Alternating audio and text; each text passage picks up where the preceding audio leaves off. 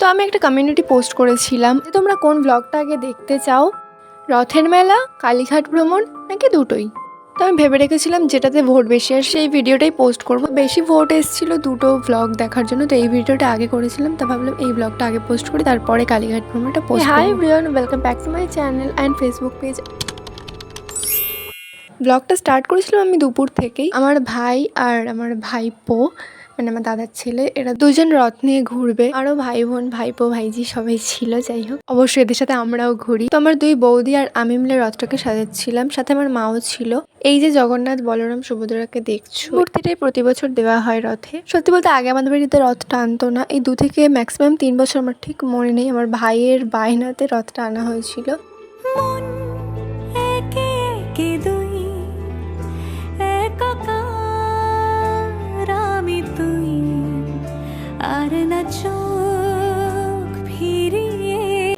আর এই যে পিকচারটাকে দেখছো, আমার ভাই পাশের বাড়ি এক দিদার কাছ থেকে নিয়ে এসছে। বলে তোমার বাড়ি যখন এমন জগন্নাথ, বলরাম, সুভদ্রার মূর্তি পিকচার আছে তো দাও, আমার রথে সাজাবো বলে নিয়ে এসেছিল। তো আমি চট করে রেডিটা হয়ে নিলাম।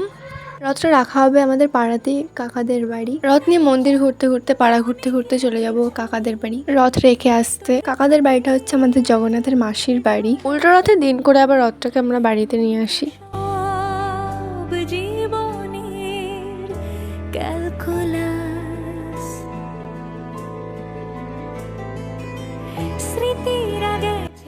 তো প্রথমে আমরা আমাদের মেজদাদার মন্দিরে যাই রথ নিয়ে, তারপর পাড়ার কয়েকটা মন্দিরে ঘুরি। আর আমার ভাই এমনভাবেই সব জায়গায় সন্দেশ দিয়ে এসেছিলো একটু করে। আর আমার ভাইপো এখানে নমস্কার করছিল, দেখো কী করে।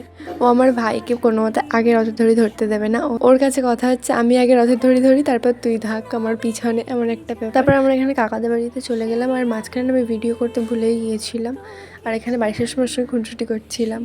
তারপর সন্ধ্যাবেলা হঠাৎ করেই ঠিক হলো চলো রথের মেলায় যাওয়া যাক। আমাদের বাড়ি থেকে কিছুটা দূরেই ছিল, একটা অটো করলে আর কি চলে যাওয়া যাবে। তো গিয়ে আমার ভাই মিকি মাউসে উঠে গেল।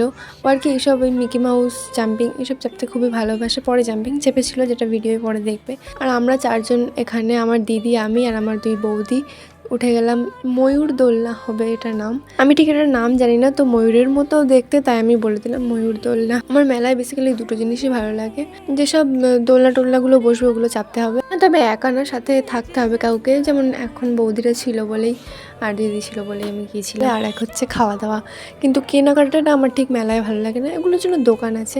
তোমাদের কার কার মেলায় কোন জিনিসটা ভালো লাগে কমেন্ট করে অবশ্যই জানাবে। তারপর আমরা দোলনায় উঠেছি, এটা আমার ভাই দেখে এসে কান্না করছে যে আমিও দোলনায় উঠবো, তাই জন্য আবার টিকিট কেটে ওর সাথে আমি উঠেছিলাম। মানে দোলনা থেকে নিচের ভিউটা আলাদাই ছিল সত্যি।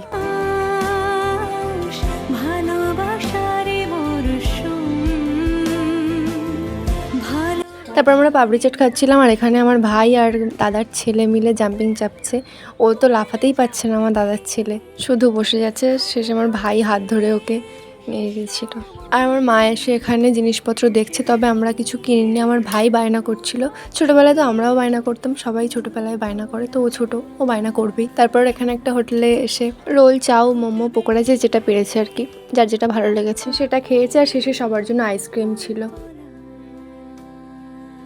তারপর ব্যাস বাড়িতে চলে এলাম। আর এসে আমার ভাই, আগেই বললাম আমি, বায়না করছিল, তো একটা রেজার লাইট কিনেছিল, ওটা নিয়েই আমি ঢং করছিলাম এদিক ওদিক ঘুরিয়ে।